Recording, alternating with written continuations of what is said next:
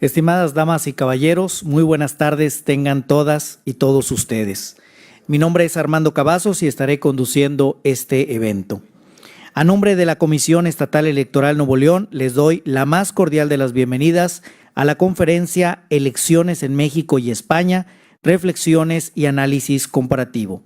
Y esta será impartida por la doctora Wendy Jarquín Orozco. Me permito mencionar a nuestras invitadas e invitados especiales y les pido amablemente guardar sus aplausos hasta que termine de mencionarlos. Agradecemos la presencia de las consejeras y consejeros electorales que se encuentran con nosotros, la maestra Miriam Hinojosa Dieck, la ingeniera Sara Lozano Alamilla, la maestra Claudia Patricia de la Garza Ramos, el maestro Luigi Villegas Alarcón, la licenciada Rocío Rosiles Mejía y el maestro Alfonso Royce Elizondo. También nos acompaña el secretario ejecutivo de esta comisión, el licenciado Héctor García Marroquín. Agradecemos a la expositora que el día de hoy nos acompaña, a la doctora Wendy Mercedes Jarquín Orozco, doctora en Derecho Constitucional de la Universidad de Castilla de la Mancha y asesora de investigación de la Escuela Judicial Electoral del Tribunal Electoral del Poder Judicial de la Federación. También quiero hacer mención de nuestras invitadas e invitados especiales. Agradecemos la presencia de Edmundo Fuentes Castro. Él es consejero electoral del Consejo Estatal Electoral y de Participación Ciudadana de San Luis Potosí. También nos acompaña el licenciado Valeriano Valdés Cabello, magistrado presidente del Tribunal Electoral del Estado de Coahuila de Zaragoza. El ingeniero Gilberto Sánchez Esparza, consejero electoral del Instituto Estatal Electoral de Chihuahua. La licenciada Julieta Fuente Chávez, consejera electoral del Instituto Estatal Electoral de Chihuahua. También agradecemos la presencia de los consejeros locales del Instituto Nacional Electoral.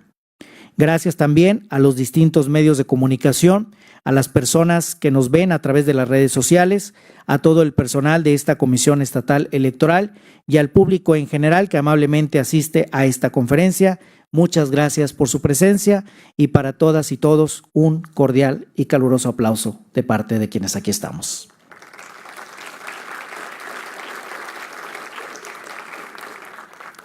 Antes de iniciar, queremos hacer la atenta invitación de colocar nuestros celulares y dispositivos móviles en modo vibrar o modo silencio para un mejor desarrollo de esta ponencia. De igual forma, si alguien por alguna razón tuviera que responder alguna llamada, le pedimos sea tan amable de hacerlo en la parte posterior de esta sala de sesiones. Ahora quiero invitar al maestro Alfonso Royce, consejero de esta Comisión Estatal Electoral, que pase a este podium para regalarnos unas palabras y también para darle lectura a una síntesis curricular de la conferencista. Adelante.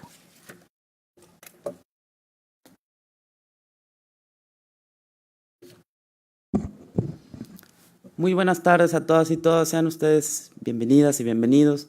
Como dice nuestro consejero presidente, esta es la Casa de la Democracia y nos tomamos muy en serio esa expresión porque justamente una de las finalidades que tenemos en esta Comisión Estatal Electoral es divulgar aquellos temas y tópicos que tienen que ver con la cultura democrática. Y es en ese sentido que justamente se está organizando este evento en coordinación con la Escuela Judicial Electoral del Tribunal Electoral del Poder Judicial de la Federación, a los cuales le pedimos por favor a la doctora Wendy que les haga llegar un afectuoso agradecimiento porque siempre han tenido una disposición de colaborar con la organización de estos eventos y siempre han sido sin duda una institución que se preocupa por divulgar el derecho electoral en esta entidad y en todo el país. Hay mucho que agradecer a la formación en la materia por parte del Tribunal Electoral del Poder Judicial de la Federación.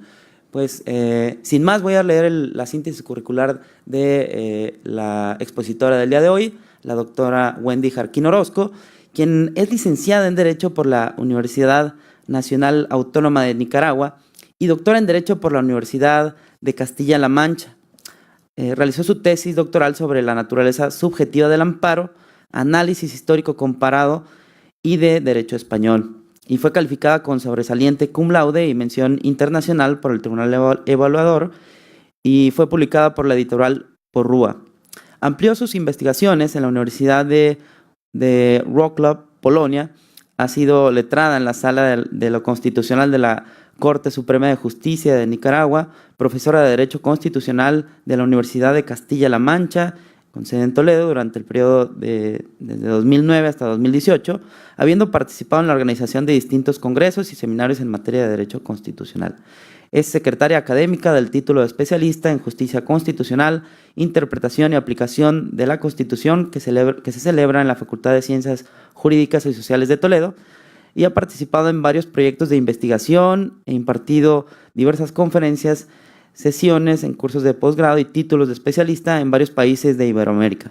Actualmente es asesora de investigación en la Escuela Judicial Electoral del Tribunal Electoral del Poder Judicial de la Federación. Muy bienvenida, doctora, a esta que es su casa, y pues le cedemos el uso de la palabra. Muchas gracias.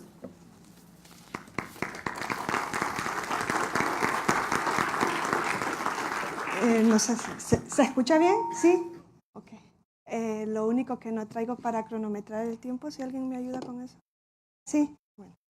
Bueno, en primer lugar, agradecer a la Comisión Estatal Electoral del Estado de Nuevo León por esta invitación y a todos los hoy presentes. El tema, como habrán podido ver, es realizar un análisis de lo que es el sistema electoral de España, partiendo desde la premisa de que la renovación de órganos en este país se da para funcionar en una forma de gobierno parlamentario. En algunos países de América Latina se ha querido implementar esta forma de gobierno, entendiendo que puede ser mucho más beneficiosa para el funcionamiento de la democracia. No obstante, siempre habrá que evaluar los pros y los contras del funcionamiento de los distintos elementos jurídicos para ver si se puede encajar el sistema total o algunos elementos en nuestros países. Partiendo de esa premisa, podemos ver que en España la renovación entonces se da para funcionar en una forma parlamentaria de gobierno. En segundo lugar, la función electoral en España no está especializada, sino que se lleva a cabo por la administración pública. No existen órganos administrativos especializados en organizar elecciones, ni existe una justicia electoral como tal. Sí está judicializada lo que es lo electoral, en el sentido de que la calificación de las elecciones no la hace el Parlamento, como sí sucede, por ejemplo, en Alemania, sino que la va a hacer el órgano judicial. En este caso, el Poder Judicial en el área de lo contencioso administrativo, y en última revisión va a entrar el Tribunal Constitucional. Ese es otro aspecto diferente del sistema mexicano, porque en España existe un órgano constitucional concentrado, que es el Tribunal Constitucional. ¿Por qué vías puede conocer el Tribunal Constitucional una materia electoral? Por dos vías. La principal, a través del recurso de inconstitucionalidad en contra de leyes estatales o autonómicas electorales que puedan vulnerar a la Constitución. El único que puede conocer aquí, al igual que la acción de inconstitucionalidad de leyes que vulneren la Constitución, es el Tribunal Constitucional. Y luego tenemos la segunda vía, que sería el recurso de amparo. O sea, ahí el recurso de amparo solamente lo puede conocer el Tribunal Constitucional.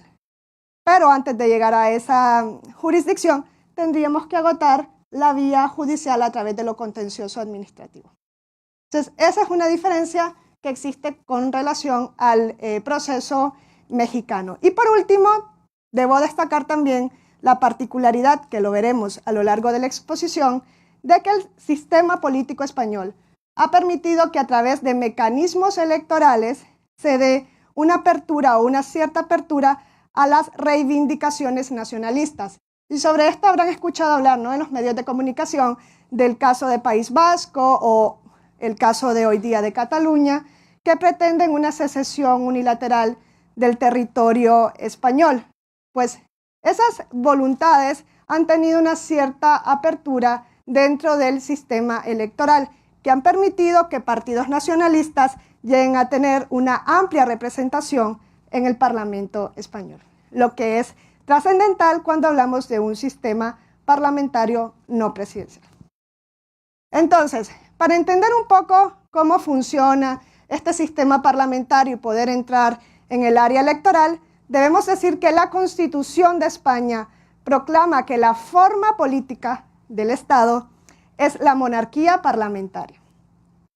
No es la forma de Estado ni es la forma de gobierno, sino la forma política. ¿Eso qué significa? Significa que el constituyente español, que es de 1978, en ese periodo se dio en España una transición del régimen de Franco. Francisco Franco fue un dictador que estuvo 40 años en España.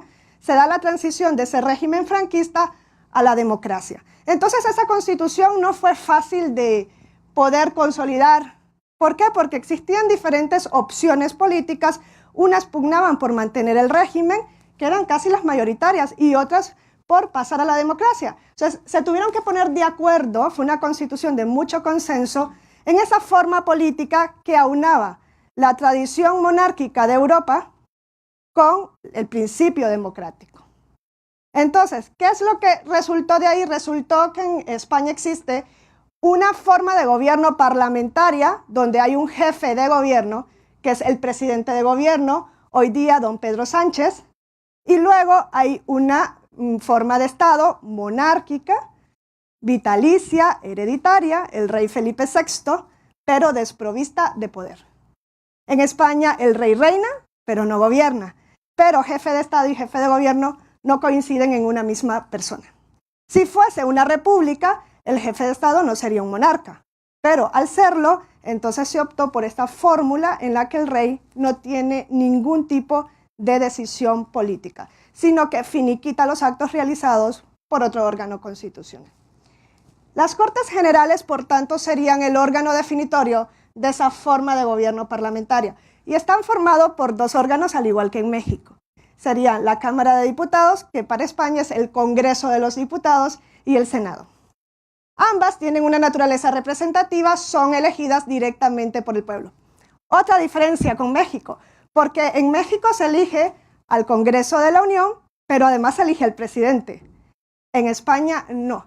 La legitimación democrática directa únicamente la tiene las Cortes Generales, que serían aquí el Congreso de la Unión, Cámara de Diputados y Senado. El pueblo elige directamente a los representantes de ese órgano bicameral, pero no elige al presidente de gobierno. ¿Cómo surge, por tanto, el presidente de gobierno? Surge de las Cortes Generales. Léase, de la Cámara de Diputados. El Senado no participa en la formación del gobierno. El bicameralismo en España es un bicameralismo imperfecto y asimétrico. ¿Qué significa eso? Significa que ambas cámaras no tienen el mismo peso o la misma importancia. En México se podría decir que ambas cámaras tienen la misma importancia, ¿no? La Cámara de Diputados tiene sus funciones, el Senado también. A veces funciona una como legislatura de origen, a veces la otra, dependiendo de la materia. En España, no. El Senado debería funcionar, como en México, como una cámara de representación territorial. ¿Por qué? Porque son estados compuestos. Y las cámaras altas tienen dos funciones. O son cámaras que representan intereses nobiliarios, como sigue siendo en Inglaterra, aunque no se puede hablar hoy día de intereses nobiliarios, o son cámaras que representan los intereses de las unidades territoriales que integran un estado compuesto. Sería el caso de Estados Unidos, de América, de Estados Unidos mexicanos, de España. España es un estado compuesto, no es un estado federal, no es un estado regional, es un estado autonómico. Algo sui generis, casi sacado de la manga, porque cuando se da la Constitución del 78, tampoco se pudieron poner de acuerdo en qué tipo de Estado. Sabían que no un Estado unitario, querían descentralización, pero no sabían qué tipo de Estado. Por eso mismo que les expliqué, porque venían en una transición, en un periodo de transición democrática. Entonces el Senado debería funcionar como una Cámara de Representación Territorial, pero no funciona como una Cámara de Representación Territorial. ¿Por qué? En primer lugar, por las funciones que tiene. Ya les decía que es un bicameralismo imperfecto, porque el Congreso de los Diputados siempre va a tener la primacía en todas las funciones, legislativa, presupuestaria o de control de la acción del gobierno. ¿Quién forma el gobierno en España? El Congreso de los Diputados. ¿Quién puede hacer caer a un gobierno en España? El Congreso de los Diputados. Aquí hoy día se habla de revocatoria de mandato. En España no se va a hablar de revocatoria de mandato. ¿Por qué? Porque hay dos figuras a través de las cuales el Congreso de los Diputados puede hacer que un gobierno caiga y cambiarlo por otro. No es el electorado, es la Cámara de los Diputados, representantes del electorado. El Senado no participa en ninguna de esas funciones. La aprobación de los estatutos de autonomía, que serían como las constituciones estatales, no son constituciones porque no es un Estado federal, sino autonómico. Las 17 comunidades autónomas no tienen constitución ni cuentan con una tripartición pura de poderes, sino que tienen un estatuto de autonomía, que es la norma superior de cada comunidad autónoma. Pues esa no se aprueba en el Senado, se aprueba en el Congreso de los Diputados, en la Cámara de Diputados. Por tanto, el Senado siempre tiene una función que está por debajo de la Cámara de Diputados. Mala configuración. ¿Cuál es la única función que tiene el Senado como Cámara de Representación Territorial? No sé si escucharon hablar del artículo 155 el año pasado con lo de la crisis de transición nacional de Cataluña. Entonces, la única función que tiene es autorizar al gobierno para que apruebe medidas a fin de obligar a una comunidad autónoma a cumplir con sus obligaciones constitucionales o legales. Y eso se hizo por primera vez en octubre de 2017, cuando inició el auge de esa crisis independentista de Cataluña. O sea, ¿que el Senado se tiene que reformar en España? Sí. ¿Y por qué no se ha reformado? Porque en España la Constitución es intocable. Desde el 78 hasta la actualidad han habido 2 reformas constitucionales. 2. ¿Cuántas reformas ha tenido la Constitución de 1917? Es cierto que le separan décadas de años, ¿no? Pero 2 reformas constitucionales, la Constitución no se actualiza, están viendo que el Senado no funciona. Dicen, el Senado es la cámara de puertas giratorias, el nido de la corrupción, donde van a caer los últimos políticos casi premiados porque ya no le queremos en ningún otro lado. No, el Senado no es que sea eso porque quieran hacerlo así, sino porque no está estructurado de la mejor manera. Entonces, habiendo visto esto, pasamos a lo que es ya la elección en sí o el sistema electoral en sí. Sí quería explicar un poco ese sistema, luego voy a seguir hablando de eso, ¿no? Bicameral, parlamentario, el electorado no elige al presidente de gobierno, no hay un vicepresidente tampoco, elegido por el pueblo, sino que elige a los miembros de las cámaras. Ahora, no hay órganos especializados, todo se lleva a cabo a través de entidades que pertenecen a la administración pública, que son las que se encargan de organizar las elecciones, que son las que se encargan de coordinar a la oficina del censo electoral. Hay una oficina del censo electoral donde se registran los ciudadanos que tienen el derecho al sufragio, y estas son las juntas, no sé si han escuchado hablar juntas electorales. Hay una junta electoral central que sería como el parangón del Instituto Nacional Electoral de aquí, pero no es un organismo autónomo, sino que forma parte de la administración pública, está integrada por 13 vocales, 8 de ellos son magistrados del Tribunal Supremo, que sería la Suprema Corte de Justicia, y 5 son vocales catedráticos de Derecho Constitucional o de Ciencias Políticas, elegidos a propuestas de los partidos políticos. ¿Qué quiere decir eso? Que es un órgano no permanente porque funciona para el tiempo de las elecciones, porque son magistrados del Tribunal Supremo y son catedráticos. ¿Y cuál es el periodo electoral en España? 54 días. Esos son los días naturales que dura un periodo electoral. Una vez que el rey emite el Real Decreto de convocatoria de elecciones, las elecciones se tienen que celebrar el día 54. Luego habrá un periodo de impugnaciones, pero es un periodo cortísimo, porque existen 2 días para presentar recursos y 2 días para resolver. O sea, es rápido. Por eso yo creo que cuando en España escuchábamos hablar de un tribunal electoral del Poder Judicial de la Federación y que luego habían tribunales en los estados, y todos decíamos, ¿pero por qué? ¿Cuál es el problema con las elecciones? No sé, son diferencias, ¿no? También son 46 millones frente a, ¿cuántos son en México? 120 y tantos, ¿no? O sea, hay una diferencia. O el sistema, no lo sé, no podemos saber cuál es la diferencia, o sea, qué es lo que marca esa pauta, pero en España no existe ese problema así electoral como si puede existir, o no existe esa especialidad como si puede existir en México. Entonces, en cuanto al sistema electoral, este se define según la doctrina, conforme a 3 elementos. El primer elemento sería el instrumento de expresión del voto, el segundo, la fórmula electoral, y el tercero, la circunscripción. Los 3 elementos van a variar dependiendo de si hablamos de la elección de la Cámara de Diputados o del Senado. Ambas elecciones son concurrentes, pero se configuran de manera diferente. A ver, ¿por qué no se apaga? Aquí. En cuanto al elemento de expresión de voto, la Constitución, a pesar de que regula una gran parte de la elección, la Constitución en España, no sé si la han revisado, es muy parca. O sea, los artículos son muy cortos. Nadie piensa en una Constitución como un reglamento, casi. Eso puede ser a favor o en contra, ¿no? Porque, claro, al ser enunciados tan abstractos, luego el legislador los puede concretar pues, de la manera que estime más conveniente. Ya dirá el Tribunal Constitucional si eso es conforme o no a la voluntad del constituyente. Pero si revisan la Constitución española, los artículos son bastante concretos.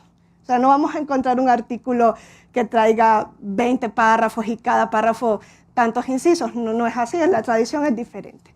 Entonces, la Constitución en cuanto a la votación para la elección de la Cámara de Diputados establece que el voto es categórico de partido a través de listas cerradas y bloqueadas. Eso les recordará aquí, ¿no? Al principio de representación proporcional.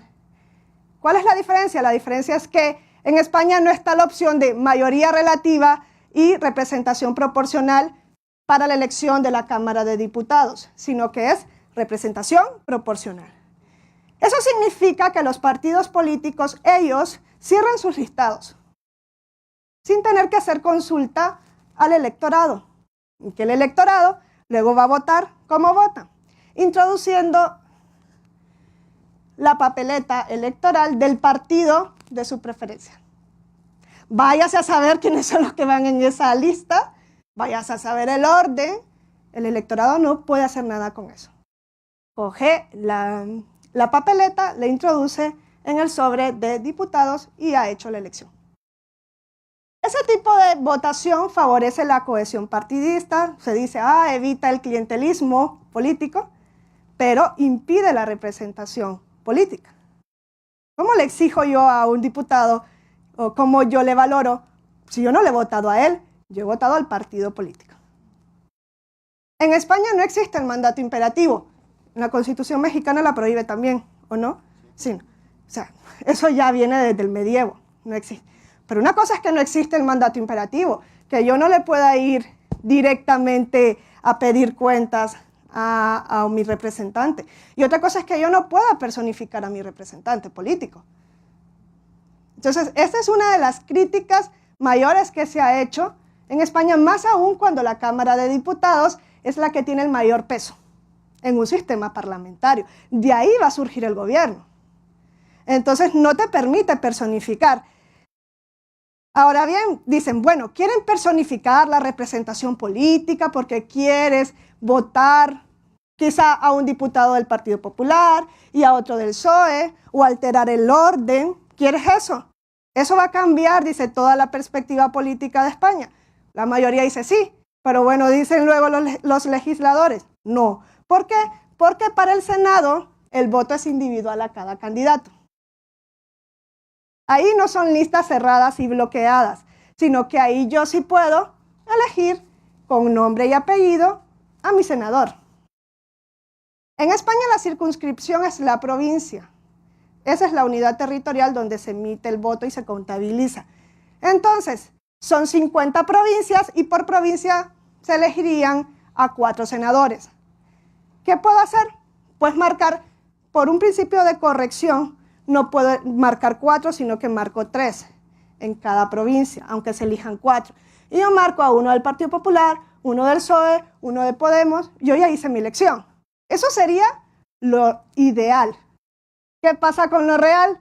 Que cuando nos ponen las papeletas electorales, yo dije, bueno, yo voto por el Partido Popular en la elección de la Cámara de Diputados, ¿y para qué voy a ir a ver quiénes son los que van en la lista? Pues voto por los 3 del Partido Popular también. En el Senado, en eso no nos diferenciamos mucho, no siempre hacemos la ley del mínimo esfuerzo. ¿Para qué voy a ir a ver?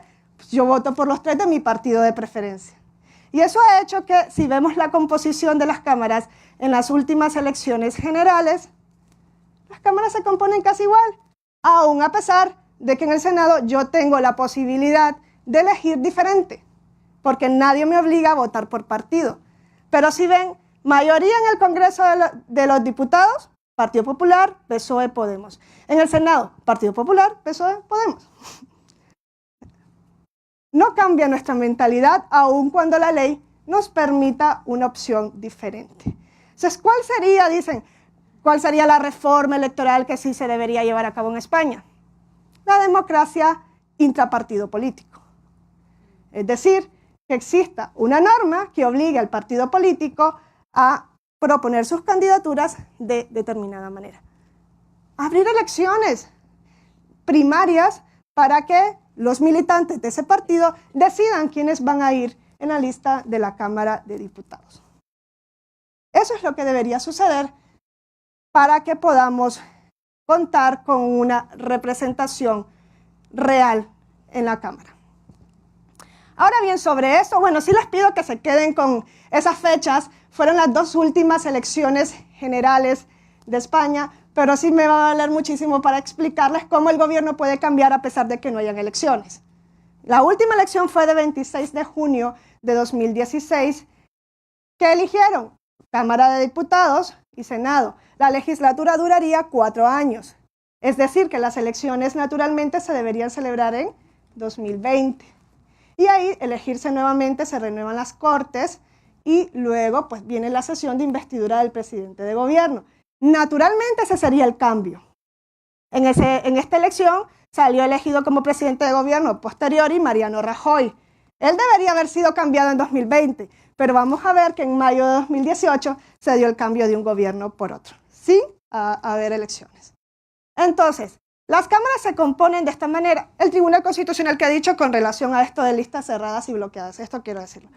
El Tribunal Constitucional ha entendido que aún cuando la elección del Congreso de los Diputados o Cámara de los Diputados sea a través de listas cerradas y bloqueadas, aún a pesar de que se utiliza ese tipo de listado, el escaño pertenece al diputado. Esto en razón del transfugismo político. El escaño no pertenece al partido político, ha dicho el Tribunal Constitucional. ¿Por qué? Porque el artículo 23 de la Constitución reconoce el derecho de participación política al individuo, no al partido político. El partido es el vehículo para que se pueda llevar a cabo la participación política. Por tanto, si una persona es elegida por un listado, pero luego se quiere cambiar a otro partido político, perfectamente lo puede hacer. No hay ningún tipo de restricción. Y el partido político, ese es el mandato imperativo que existe hoy día, ¿no? El partido político. Porque si voy en un listado, pues yo quiero quedar bien con mi partido para que me sigan manteniendo en él. Pero si yo no quiero seguir, me voy a otro. Ese partido político no le puede exigir en ese momento ningún tipo de obligación al individuo, al diputado. Se puede mover de un partido a otro bajo su responsabilidad. Ya en las próximas elecciones se verá si lo meten en otro listado, porque desde luego del partido que se va, probablemente no le van a volver a proponer. Ese es como el hándicap y la manera de decir, bueno, te vas, pero bajo tu responsabilidad. Y ya ha sucedido principalmente en el Senado. Entonces, con relación luego a la fórmula electoral, existen 2 fórmulas electorales, pero una funciona para la Cámara de Diputados y otra para el Senado. No existen para la elección de una cámara 2 fórmulas, sino que una para cada cámara. Para El Congreso de los Diputados es el sistema proporcional. Para el Senado es mayoritario, mayoría relativa. El individuo de las listas, como les dije, se vota el individuo. El que tiene más votos sale senador. En cambio, en la Cámara de Diputados, no, ahí sí es proporcional. Se quería la correlación, votos, escaños. ¿Qué sistema se utiliza para la elección del Congreso de los Diputados? Se utiliza la denominada regla D'Hondt. No sé si esa la utilizan aquí también, la fórmula. Creo que no es la fórmula, ¿no? Que es la proporcional. O sí, una parte. Una parte, ¿no? O sea, la fórmula D'Hondt, esa es como les dije, la circunscripción es la provincia, son muy pequeñitas. Por ejemplo, Toledo, que es la ciudad donde yo vivía, es una provincia, tiene 70.000 habitantes. O sea, esa sería como la circunscripción donde vamos a asignar un cierto número de escaños para la Cámara de Diputados. A Toledo le tocaba por población 8 escaños. Por ejemplo, a Madrid le tocarían, si no me equivoco, 36 escaños, que es la más poblada. A Toledo le tocarían 8. Si a Toledo le tocan 8, ¿cómo funciona ese regla D'Hondt? Ese regla D'Hondt funciona de la siguiente manera. Se tienen que colocar las candidaturas, partidos políticos, Partido Popular, Partido Socialista Obrero Español, Podemos, Ciudadanos. Y luego colocamos los escaños que se van a asignar en esa circunscripción. Y lo que se hace es dividir el número de votos válidos de cada candidatura. Aquí pongo esas cifras, pero no serían nunca esas, sino que es el ejemplo que viene en la Ley Orgánica del Régimen Electoral General. Se colocarían y luego vamos dividiendo entre el número entero de la serie aritmética el número total de escaños a asignar. Si voy a asignar 8, pues tengo que dividir los 168.000 votos del partido A entre 1, entre 2, entre 3, entre 4, y así sucesivamente. Y luego voy a elegir los 8 resultados mayores que resulten de esa división, que son los que están resaltados en rojo. Y eso significa que a esos partidos políticos le corresponden esos escaños. Eso con esa numeración se ve fácil, pero luego, pues cuando ya es las cifras reales, ya se tienen que realizar de otra manera, ¿no? Con otro tipo de procedimientos. Ahora, al aplicar esa regla D'Hondt, el legislador orgánico, cuando hablo de legislador orgánico en España, esa figura yo sé que no existe en México. En España hay 2 tipos de leyes parlamentarias, leyes ordinarias y leyes orgánicas. Aquí hay leyes orgánicas que regulan a las instituciones públicas. En España las leyes orgánicas son leyes parlamentarias. La diferencia es que la Constitución establece en el artículo 81 qué materias se tienen que regular como ley orgánica. ¿Cuál es la diferencia? La materia y la forma. ¿Por qué? Porque esas leyes se tienen que aprobar por mayoría absoluta en la Cámara de Diputados. Luego pasa al Senado, mayoría simple, pero en la Cámara de Diputados siempre mayoría absoluta. Requieren un mayor consenso político. ¿Qué tipo de materias se tienen que aprobar como leyes orgánicas? La regulación de los derechos fundamentales, la aprobación de los estatutos de autonomía, que serían como las constituciones de cada comunidad autónoma o estado miembro, y el régimen electoral general. O sea, el régimen electoral general en España se regula por ley orgánica. Van a escuchar siempre LO 5/1900 o 5/1985 es la ley orgánica del régimen electoral general. Entonces esa ley orgánica ha establecido que antes de hacer esta fórmula tenemos que excluir de la asignación de escaños a los partidos que no hayan alcanzado el 3% de los votos válidos. O sea, ese 3% no solo es en México, sino que también en España. No para cualquier tipo de elección federal, sino para la elección de la Cámara de Diputados. Si no tienes el 3% de votos válidos, no participas en la repartición de escaños. El Tribunal Constitucional ha avalado esa corrección. Dice, bueno, se tiene que ocupar un sistema proporcional, pero corregido. Está bien que el legislador orgánico lo corrija. Otra diferencia es que en España los votos en blanco son votos válidos. El voto en blanco es voto válido. Cuando se dio la crisis económica en España y todo el mundo le achacó todas las miserias y males al presidente Zapatero, o sea, Zapatero era el culpable de toda la crisis mundial. Se dijeron, ya no queremos nada con el Partido Socialista, vamos al Partido Popular. Otros dijeron, no queremos Partido Popular tampoco porque son corruptos igual que el socialista, votamos en blanco. Pero nadie les explicó que votar en blanco es lo peor que se puede llegar a hacer ahí, porque es un voto válido. O sea, lo que se tiene que hacer es voto nulo. Ahora, ¿qué significa el voto en blanco en España? Significa meter el sobre sin papeleta. Yo cojo mi sobrecito y pues no pongo ninguna papeleta. ¿Pero qué significa eso? Que estamos subiendo el umbral del 3%. Que los partidos más pequeños nunca van a poder acceder. Nunca. O sea, que estamos beneficiando a los que queremos perjudicar. ¿Por qué? Porque si el 3%, o sea, si ese umbral sube, los votos que necesitas para poder sobrepasarlo van a ser mayores. O sea, eso no se lo explican a la gente, pues la gente vota como puede. Ahora, si votásemos bien, pues la situación sería diferente, pero para eso hay que tener esa concepción, ¿no? Entonces, esa es la forma en la que llanamente se aplicarían la regla D'Hondt.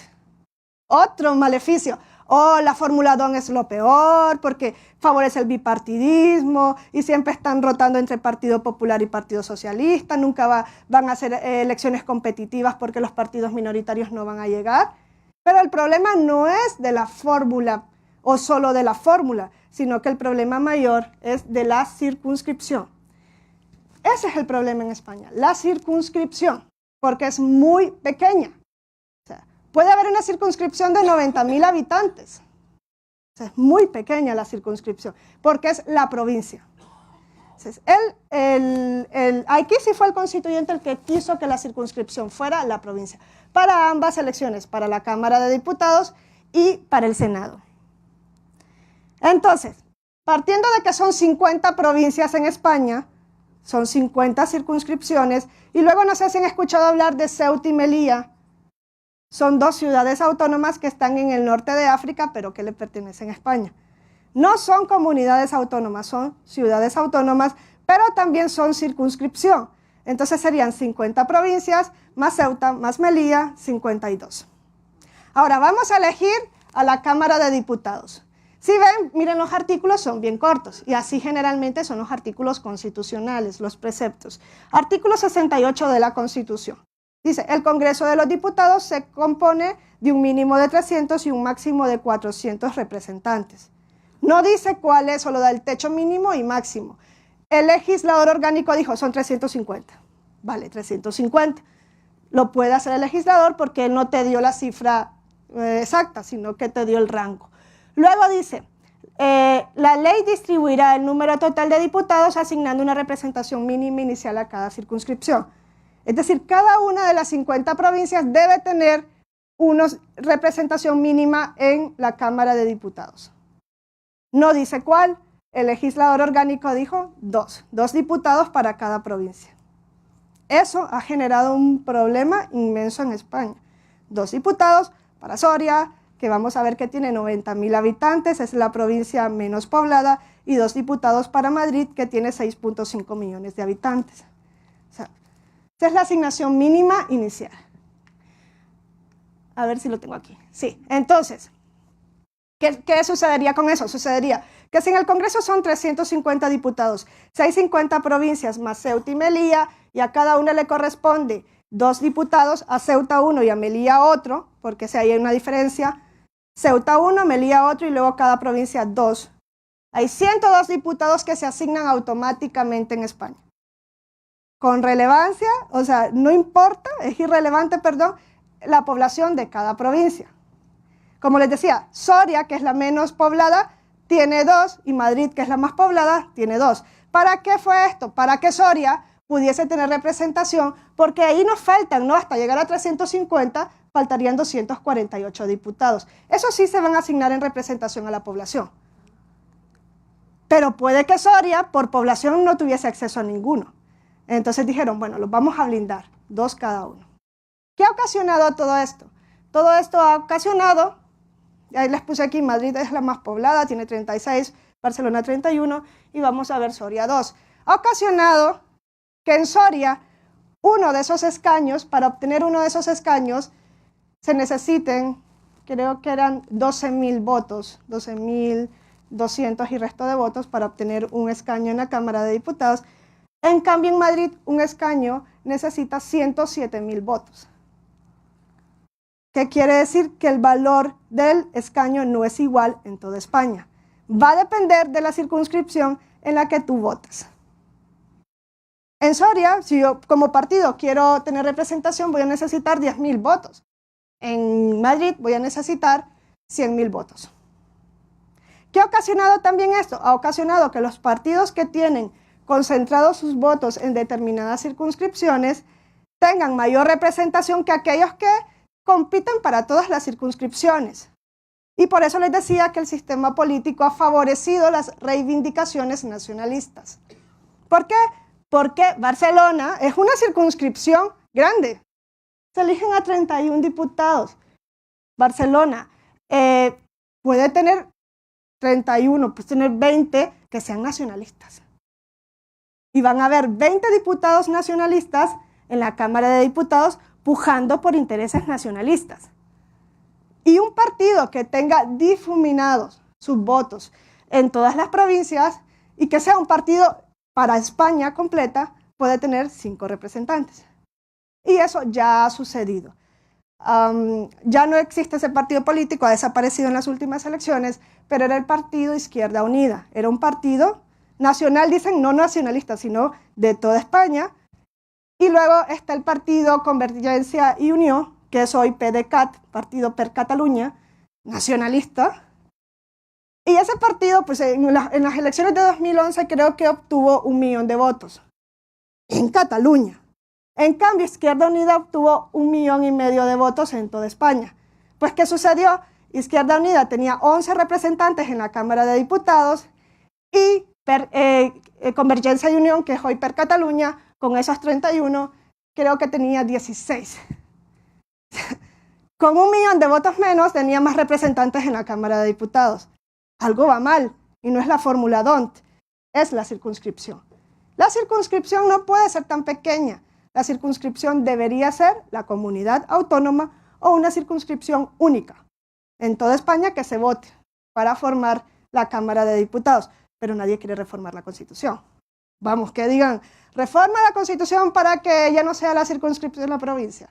No, bueno, eso es como tocar a Dios con las manos sucias. Nadie quiere reformar la Constitución. Sí, nadie. O sea, si en la monarquía, la sucesión, dentro de la misma línea de sucesión se prefiere al hombre que a la mujer. Pues que vamos, que me dices hoy en 2018, la ley sálica, que prefieras al hombre antes que a la mujer. Bueno, se entiende que si tuviesen ahora mismo de reina Elena, que es la infanta, no sé si nunca escucharon hablar de la infanta Elena, pues se entiende que hasta haya tenido una visión profética el constituyente en ese momento de que se prefiriese, aunque no fuese el primogénito, a Felipe. Pero no hay una razón de ser objetiva y racional para esa diferencia. Por tanto, esa norma constitucional de la sucesión es inconstitucional, está vulnerando el principio de no discriminación del artículo 14 por razón del sexo. Una norma constitucional, inconstitucional.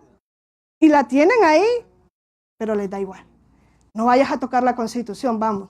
Las 2 reformas de la Constitución, 1992, cuando España entra a la Unión Europea, para poder dar el derecho de sufragio activo y pasivo a los residentes extranjeros en las elecciones municipales, porque el Tratado de Maastricht así lo estipulaba, aunque la Constitución no. Entonces, bueno, vamos a reformar la Constitución para adaptarnos. Segunda reforma, con verano y alevosía, en 2011. Verano y alevosía porque es que en España, en verano con 45 grados, todo el mundo va a la playa. Entonces, todo el mundo a la playa en su chiringuito, y los 2 partidos políticos reformaron la Constitución en un día. En un día. O sea, no se han puesto de acuerdo para reformar el Senado, ni para reformar la sucesión a la corona, pero ahí sí se pusieron de acuerdo. ¿Por qué? Porque era el déficit presupuestario, el techo, y le estaban diciendo desde fuera, oye, ¿reforma o no hay dinerito? Entonces la reformaron y no fijaron un techo de déficit presupuestario que a todo el mundo le ahogó. Pero como estábamos en verano, pues no. Todo el mundo siguió con su verano, y ya cuando volvimos en septiembre dijimos, bueno, ok, nos toca pagar más impuestos y nos toca recortes. Nos dio igual un poquito porque nos alegraron así con el verano, nos quitaron un poco de la mente la bendita reforma, pero más no le podemos pedir, o sea, más no van a reformar. Entonces, Aquí les decía cómo se ve la diferencia, pero es por la provincia, no tanto porque sea la regla DONT. Ahora, ¿cómo se da un cambio de gobierno en España, aún a pesar de que no existan elecciones? Sí.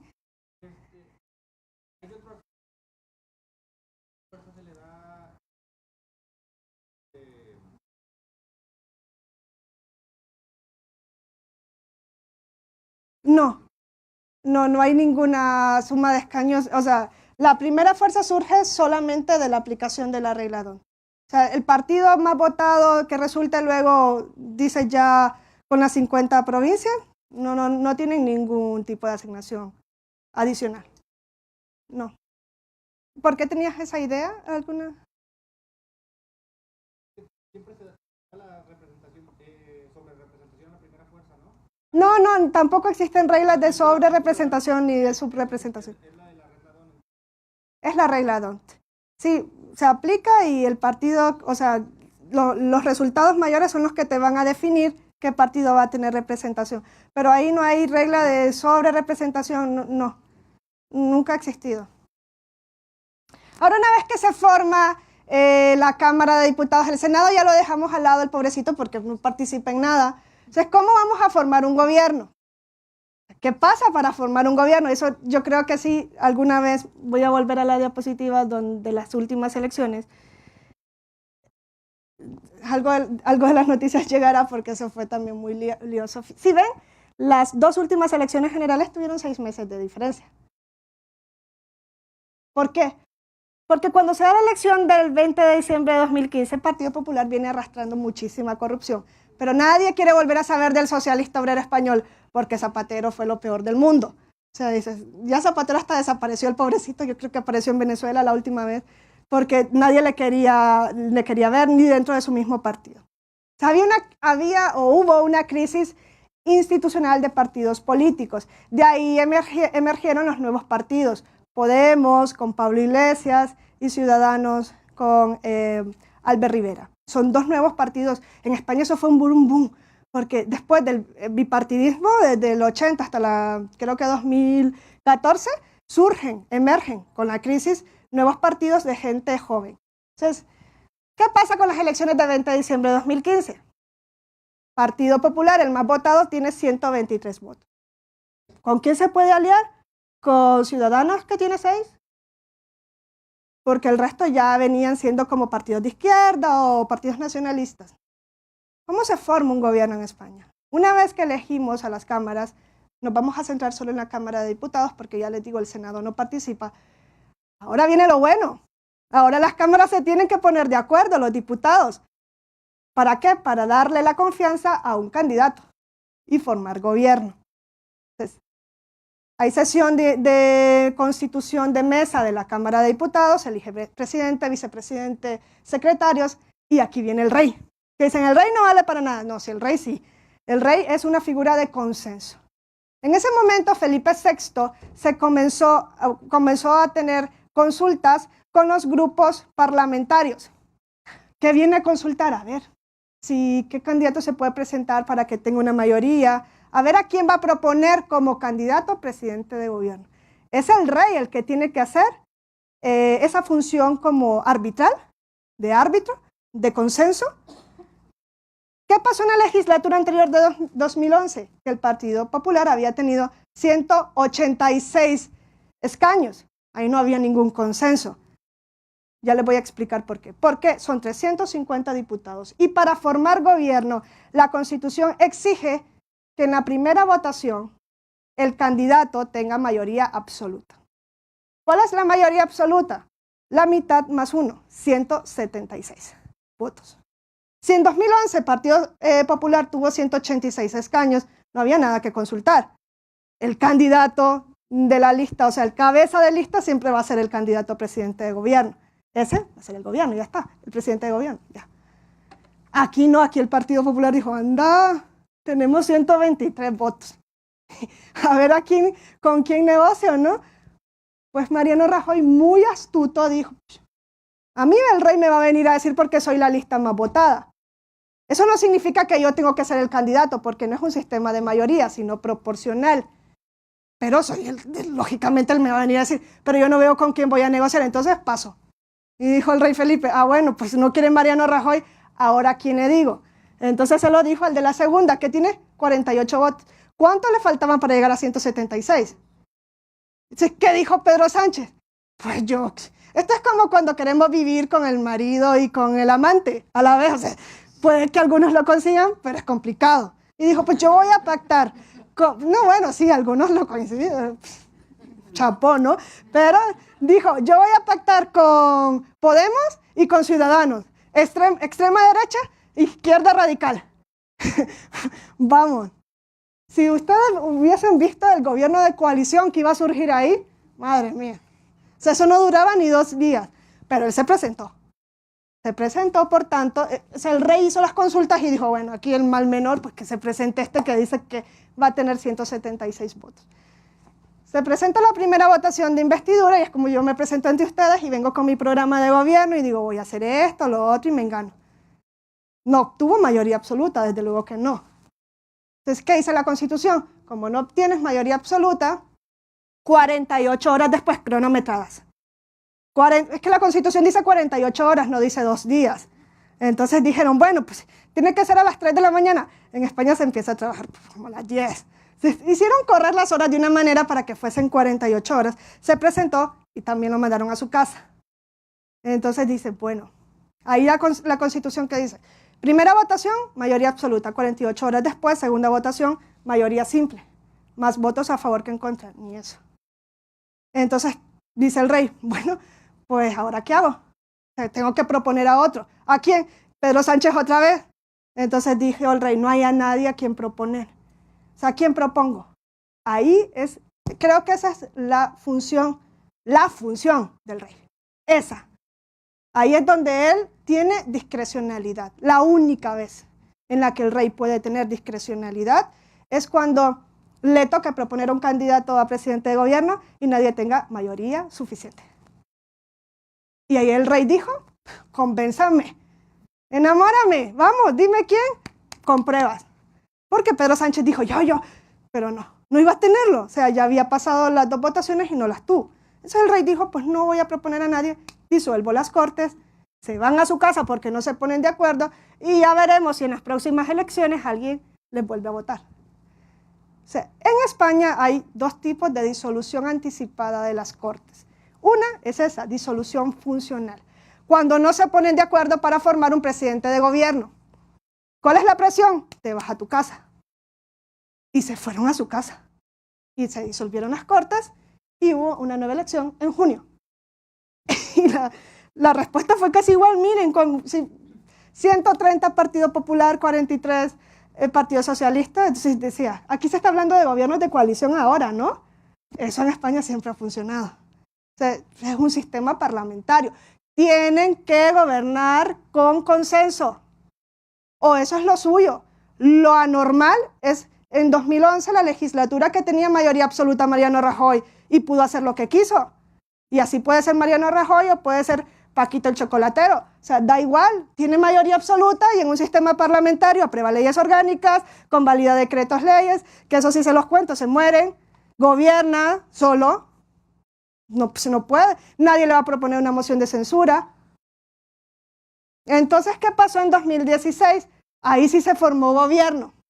¿Por qué? Porque a Pedro Sánchez lo sacaron del partido. Ya hablo de Pedro Sánchez porque es que como, no sé, es el gran líder porque ahora es el presidente de gobierno. Hoy día es el presidente de gobierno. Cuando él no logra formar gobierno, su partido dice, este no vale para nada, tal. Le hicieron ahí una emboscada y el hombre que dice que me voy porque soy digno y no quiero ser diputado y me voy a mi casa. Y vuelve luego, y se hace presidente, luego les cuento. Entonces, Mariano Rajoy sale electo, esta vez, bueno, el Partido Popular comienza a hacer consensos y tal, y obtuvo el hombre la mayoría simple en la segunda votación de investidura, y se hace presidente de gobierno. Ese era el presidente de gobierno hasta mayo. O sea, no sé si fue el 17 de mayo que se aprobó la moción de censura.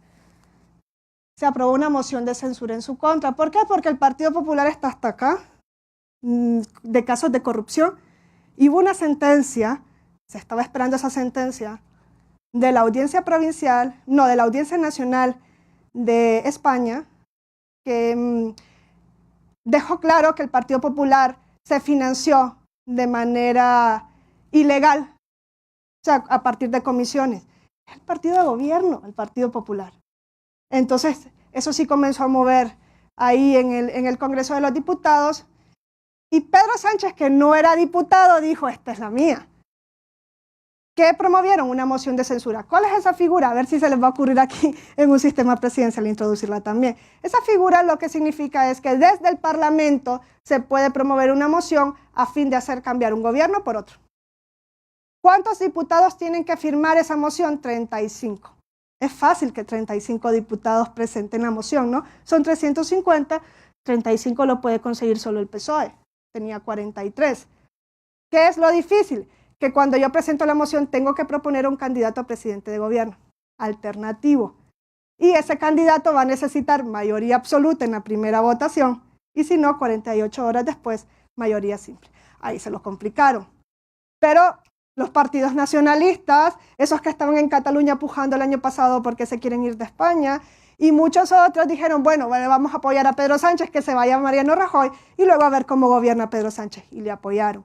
Con 180 votos, Pedro Sánchez es hoy presidente de gobierno. No era diputado, lo que significa que la Constitución no exige que el presidente de gobierno sea miembro de las cámaras. Puede ser cualquier persona siempre y cuando obtenga la mayoría que la Constitución exige. ¿Qué es lo complicado? Gobernar en coalición, porque Pedro Sánchez llegó al poder con la votación de los partidos nacionalistas, que quiere decir que ahora está en una comisión bilateral negociando la crisis de Cataluña, pero lo tienen atadito por el pie, porque como tú no nos hagas caso, mañana también te vas igual. ¿Qué quiere la población? Adelanto de elecciones. Para eso mismo, para que en ese gobierno de coalición el interés de España no se vaya a pique. Porque se ha visto pues, que por negociar puedes negociar cualquier cosa. Entonces, todas estas figuras son, creo, llamativas, no más aún cuando venimos de sistemas presidenciales donde no tenemos esa experiencia. Algunos nos llamará la atención. Por ejemplo, en Nicaragua siempre se quiso cambiar a ese régimen parlamentario, esa madre mía, no tenemos la formación política para tener un régimen parlamentario. Exige mucha cultura política.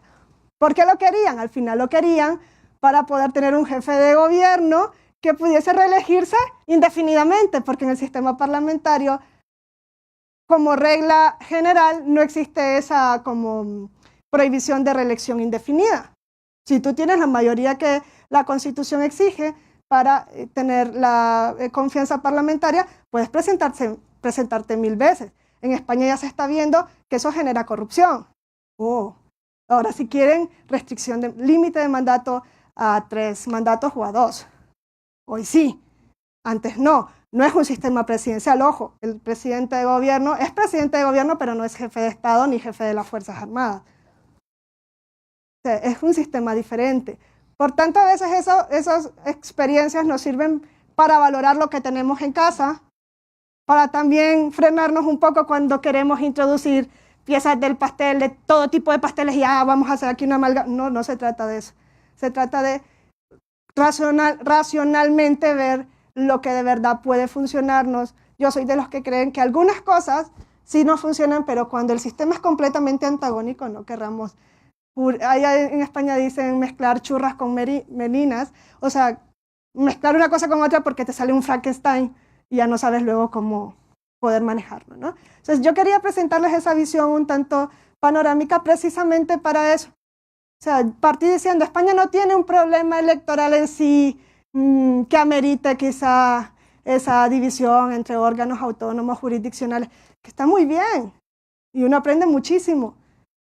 ¿Por qué no lo tiene? Pues, ha tocado la experiencia de que ahí no existe esa problemática, pero sí hay otras, y sí hay elementos que yo sé que se han querido introducir en sistemas presidenciales, pero hay que valorar detenidamente y con conciencia si efectivamente funcionan para sus sistemas, pero que no va a funcionar para el nuestro. Entonces, ahora pues, quedo abierta a cualquier pregunta que puedan tener. Y les agradezco mucho la atención.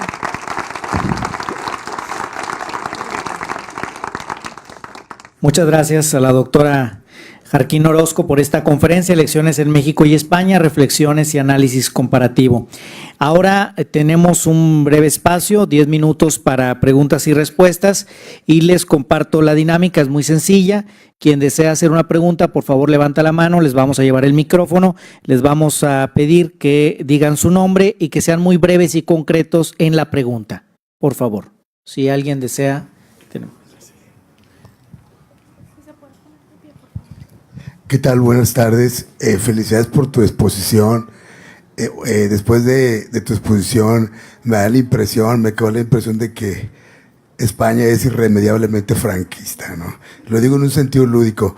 Respondiendo al por qué en México, no sé si lo disfrutamos o lo padecemos, una estructura electoral elefantiásica.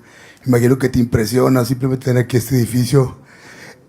A lo mejor lo sabes, ¿no? Hay toda una parafernalia, todo un argot, los mapaches, los tacos, el carrusel, el ingeniero electoral, la compra de votos.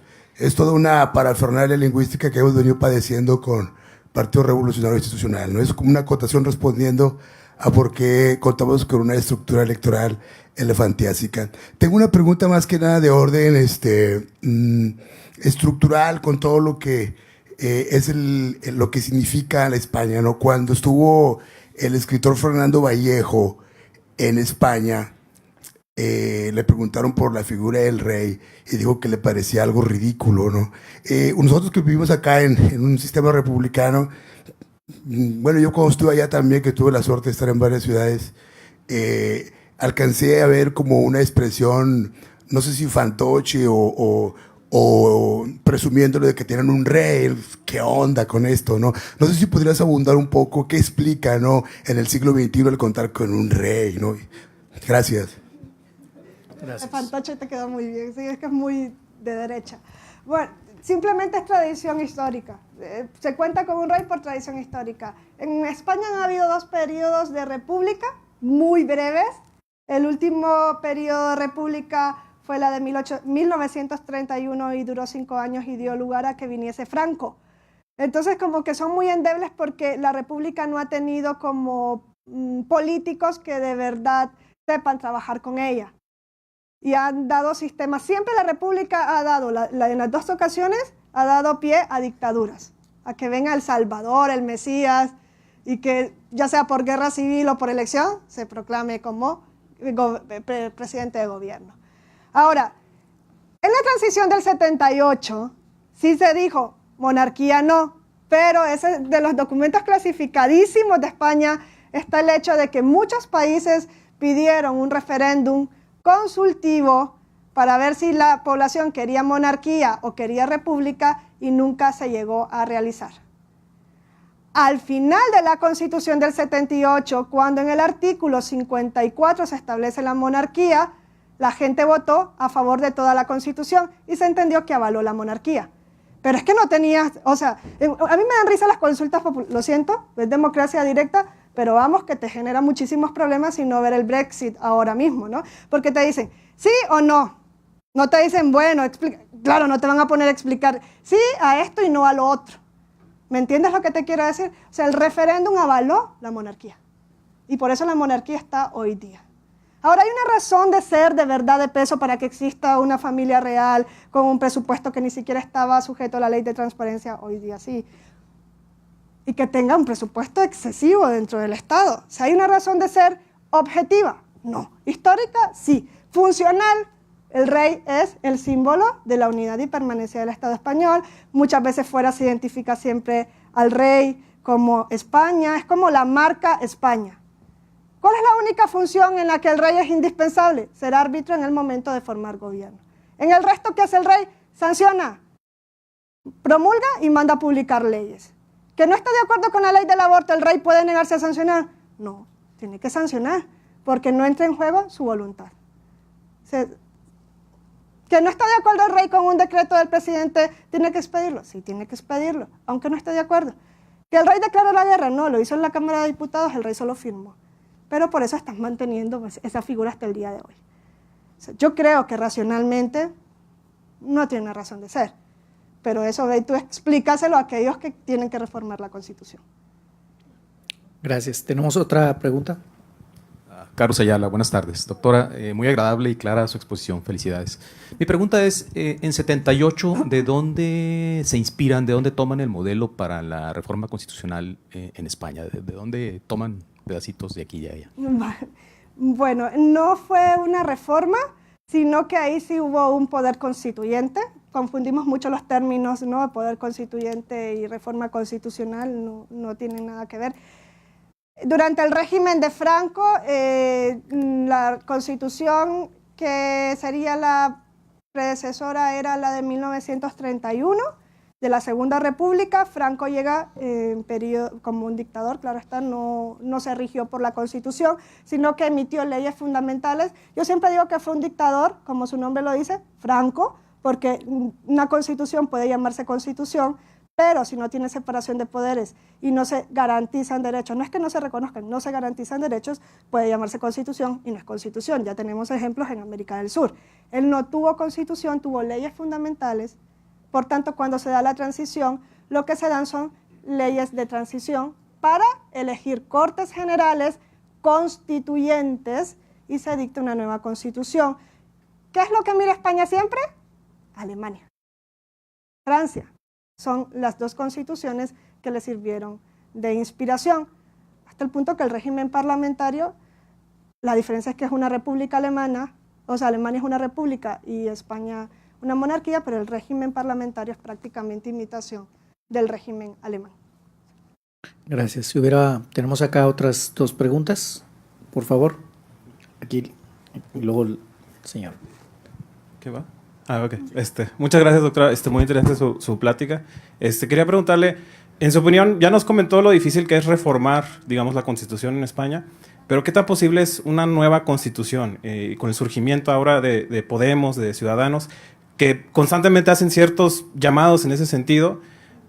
Ciudadanos siempre propone una cuestión electoral en específico, y Podemos, pues, un poco más allá, que habla sobre incluso una discusión de una Constitución federal, ¿no?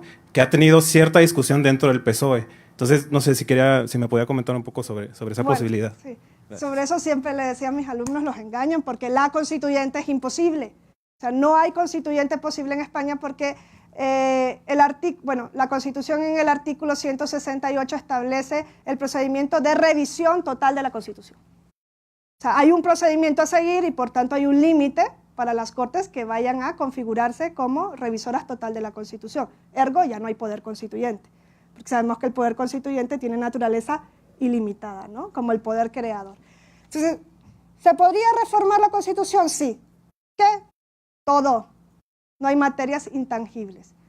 Bueno, aunque algunos doctrinarios dicen, bueno, aunque la Constitución no diga que esto no se puede reformar, el principio democrático de derecho, la separación de poderes, eso sería intocable, ¿no? Racionalmente, pues no creo que vengan ni siquiera Podemos a decir, no, ya no va a haber separación de poderes.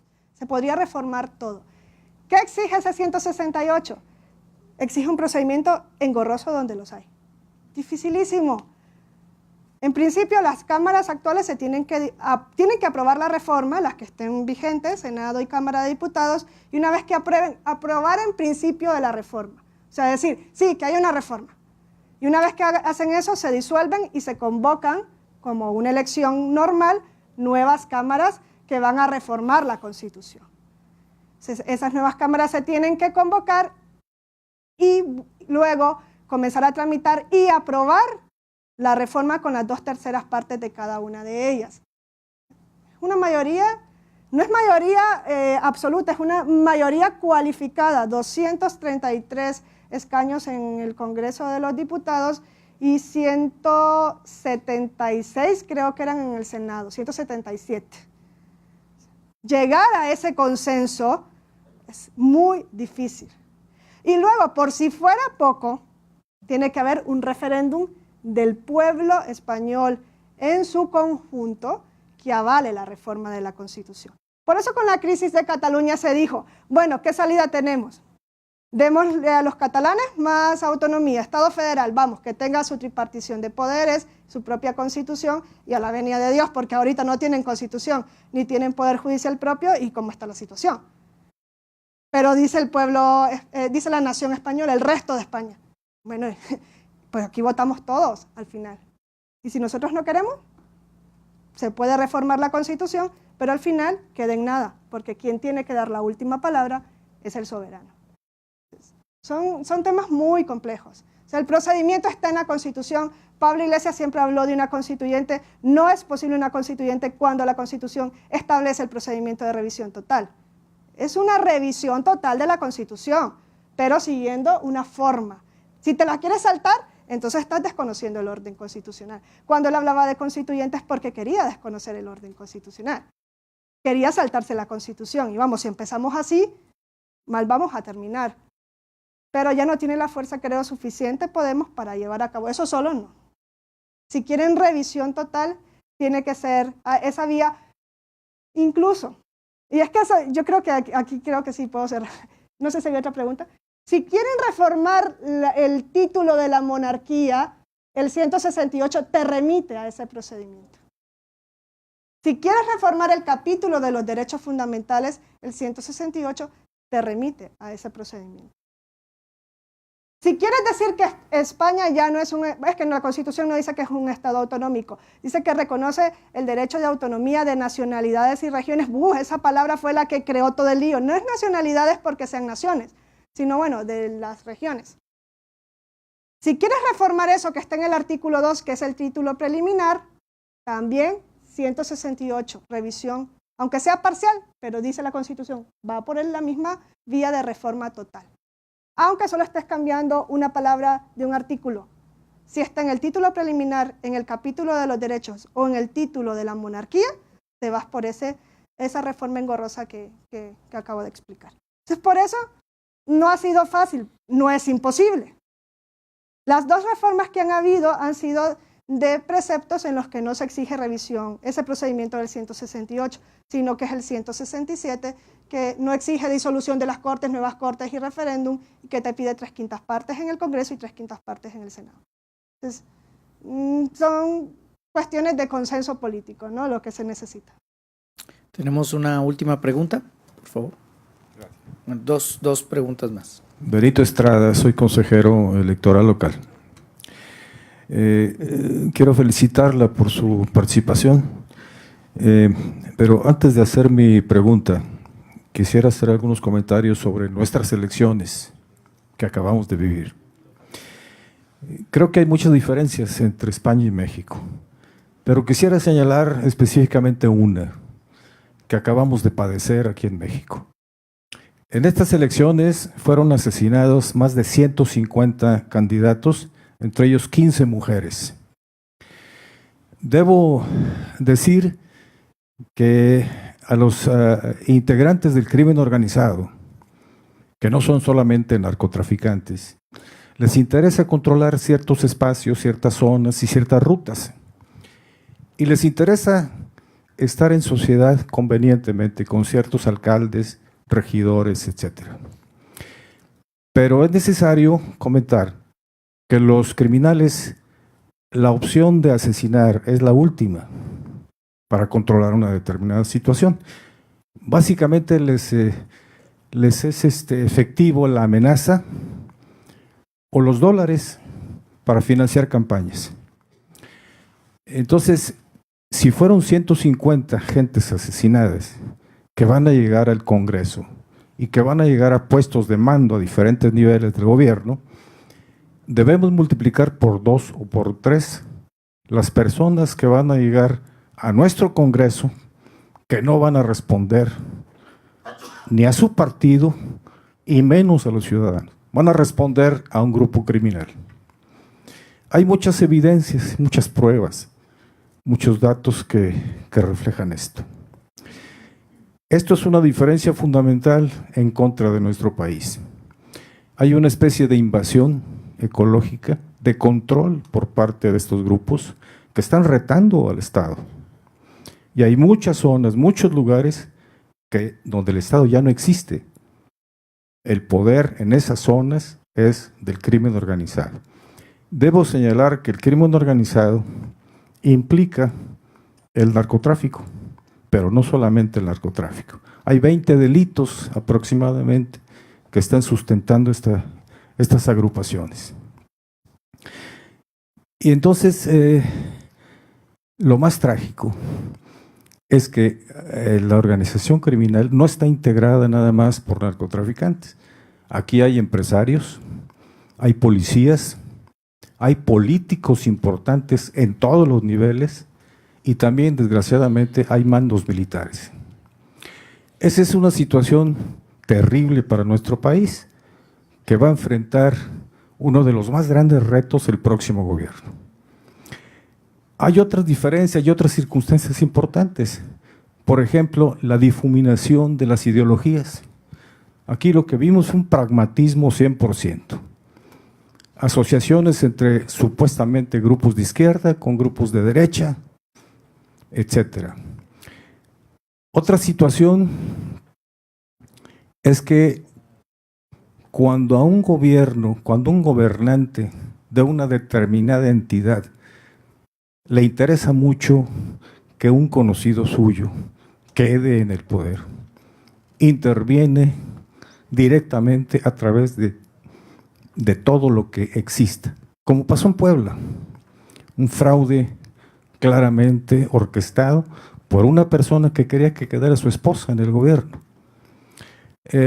Pasó en el Estado de México, en las elecciones del año pasado, pasó en Coahuila, en donde el INE dice una cosa y el tribunal lo contradice y dice otra cosa.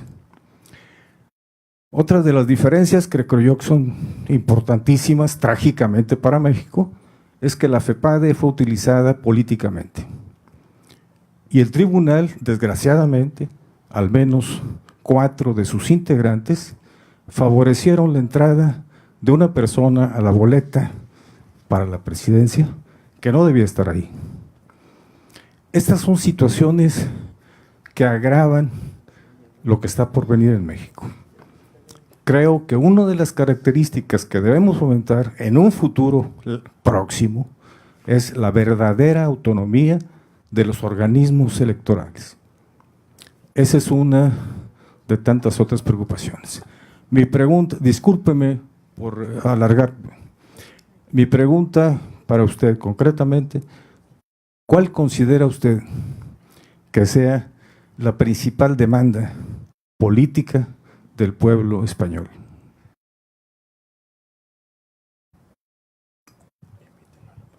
Creo que, bueno, gracias por la reseña que acaba de hacer. Puede compartirse o no, pero es una apreciación. La mayor demanda es la democracia interna de los partidos políticos. Esa es la mayor demanda. En un sistema parlamentario, si no hay cultura política, partidos políticos realmente democráticos, al final todo eso llega al Parlamento y de ahí va a surgir la fuerza de gobierno. Entonces, eso es lo principal que se tiene que trabajar hoy día. Gracias. Tenemos una última pregunta, por favor.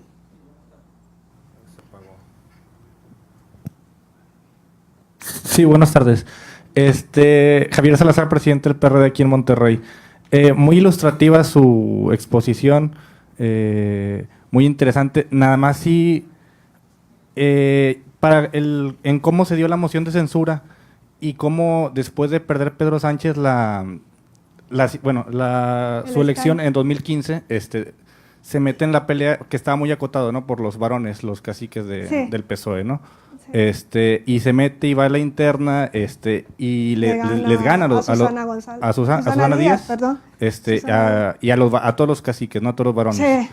Pero después, como siendo oposición del PSOE, se da toda la trama Gürtel y el escenario pues nunca deja, ¿no? de insistir y llega, ¿no? Exactamente, así como lo has dicho. Entonces, en España hay esos mecanismos, una democracia parlamentaria para que si no se convoca elecciones, que se disuelvan, como usted ya lo dijo, las Cortes, o la moción de censura en su caso, que era la tercera sí, ¿no? Esta es la cuarta que se ha presentado desde 1980. Y la única que ha... Sí, contra Mariano Rajoy se presentó una anterior en 2017 por parte del Grupo Podemos. El candidato alternativo era Pablo Iglesias, pero no tenía la votación de respaldo suficiente para poder tener ni mayoría absoluta ni mayoría simple en la segunda votación, sino que sirvió como una plataforma de día y medio para sacar a colación a los medios de comunicación todas las miserias del gobierno de Rajoy. Bueno, entonces mi pregunta sí básicamente, en el tema de México,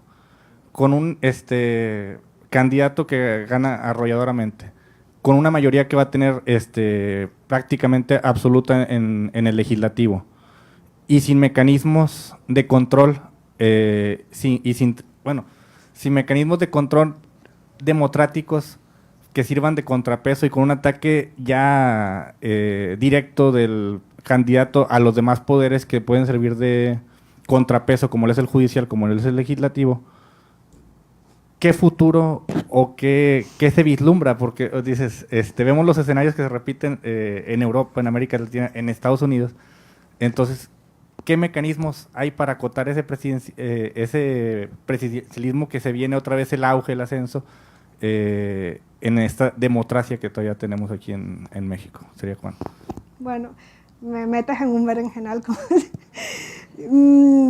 Todavía no ha accedido al poder el presidente electo, ¿no? No creo que ni ha existido todavía la declaración de validez de elecciones, ¿no? Pero sí, la sesión del miércoles. Exactamente, un sistema presidencial y un sistema parlamentario se distingue por la separación rígida o flexible de poderes y por el peso de la figura que tiene el presidente. Creo que sobre eso no tenemos conciencia los ciudadanos.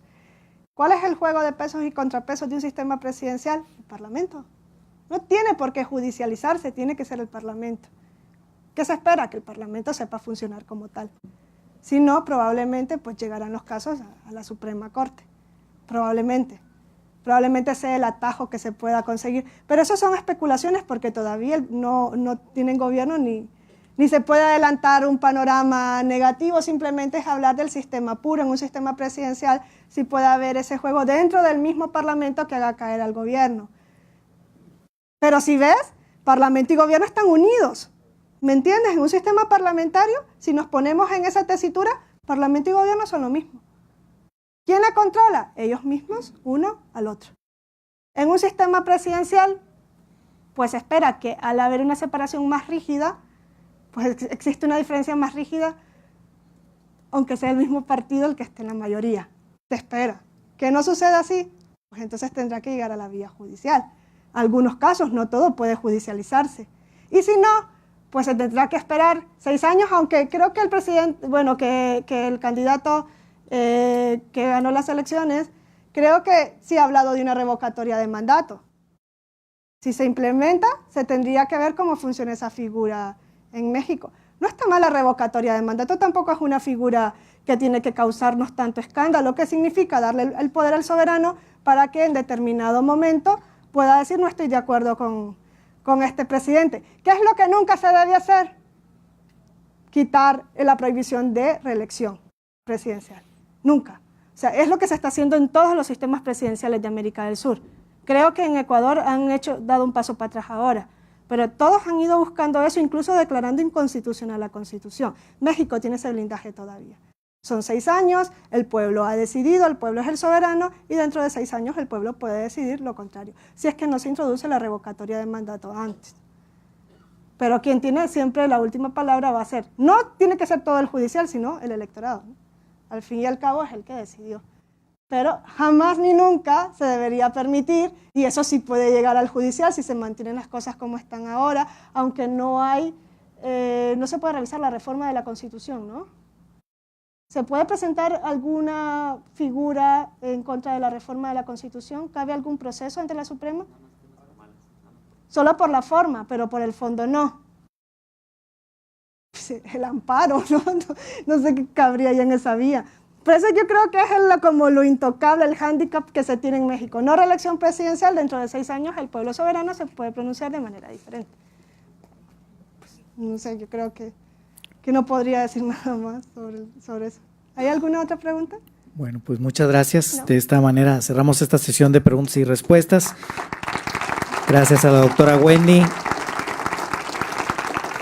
Quiero invitar al consejero Alfonso Royce que nos acompañe para entregarle un reconocimiento a la doctora Wendy Mercedes Jarquín Orozco por esta valiosa participación.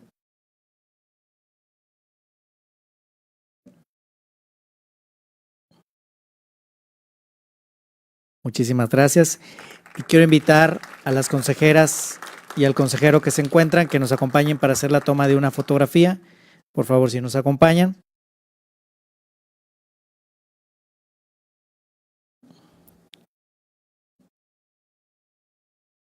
Y de esta manera, en lo que se hace la toma de la fotografía del recuerdo, queremos una vez más agradecer a la doctora Wendy Mercedes Jarquín Orozco por esta importante ponencia que nos ha compartido, un tema por demás interesante.